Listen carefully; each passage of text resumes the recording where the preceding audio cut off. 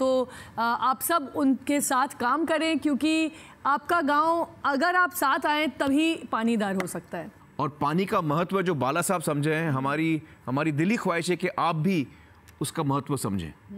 बाला साहब, एक बार और सलाम।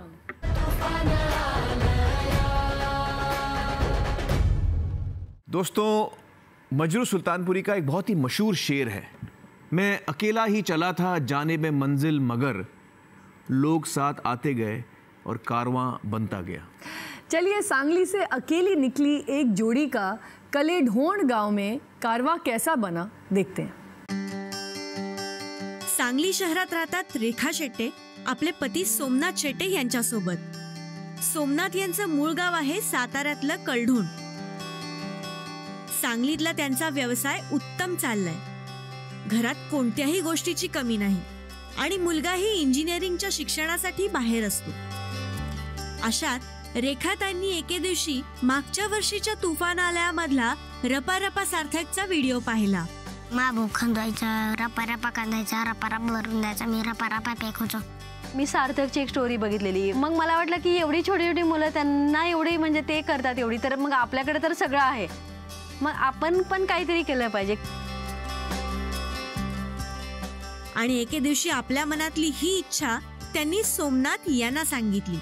मी सरांसोबत शिर्डीला चाललेले आणि आमचा दुसराच काहीतरी विषयावर आम्ही चर्चा करत होतो आणि शिर्डी जवळ आली आणि म्हणजे मी जाणून बुजून नाही, पण तेव्हा माझ्या तोंडातून पहिल्यांदा त्यांच्यासाठी ते वाक्य गेलं की आपण यावर्षी कलढोणला जायचं आणि आपण वॉटर कप स्पर्धेमध्ये आपण म्हणजे भाग घ्यायचा आहे आणि आपल्या गावात आपण काहीतरी काम करूयात। त्यामुळे मी आमच्या मंडळीने म्हणलं, तुम्ही आमच्या गावच्या नाद्याला लागू नका, आपण घरी सुखी आहे, आपल्याला पाण्याची काही कमतरता नाही, त्यासाठी तुम्ही ह्या भानगडीत पडताय कलढोणच्या सुधारायच्या।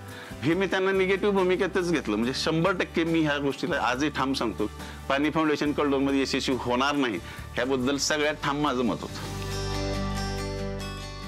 सोमनाथ यांचं आपल्याच गावाबद्दलचं हे असं मत असण्याचं एक कारण होतं। गेल्या वर्षापूर्वी ह्या गावामध्ये मी फिरत होतो की ह्या गावांना दुष्काळ मुक्तीकडे वाटचाल करावी आणि त्या गावामध्ये वारंवार म्हणजे 4-5 वेळा आम्ही ग्रामपंचायतीने व्हिजिट करत होतो, पण तसा काही इंटरेस्ट भेटत नव्हता।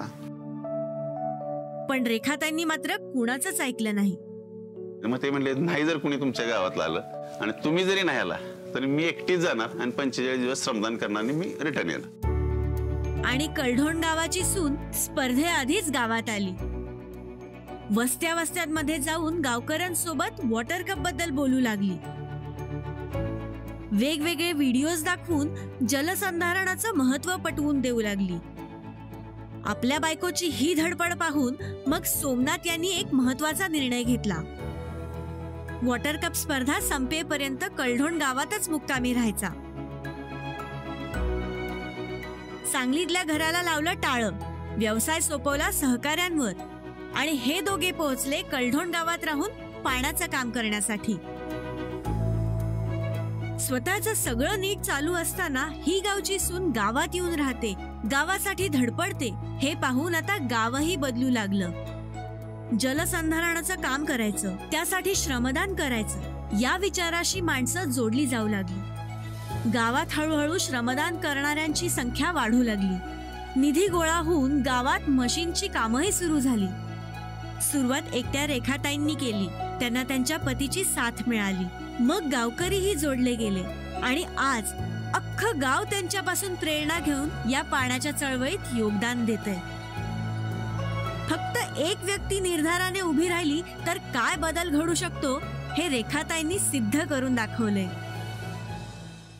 वाओ, क्या बात है रेखाताई जी। सुपर्ब, बहुत खूब, बहुत खूब। यार, ये सार्थक का रथ रुकने का नाम नहीं ले रहा है, रप्पा रप्पा चल रहा है। 6 साल के चिमुकले ने कितने लोगों को इंस्पायर किया। हाँ, और अब रेखा जी भी कितने लोगों को इंस्पायर करने वाली है।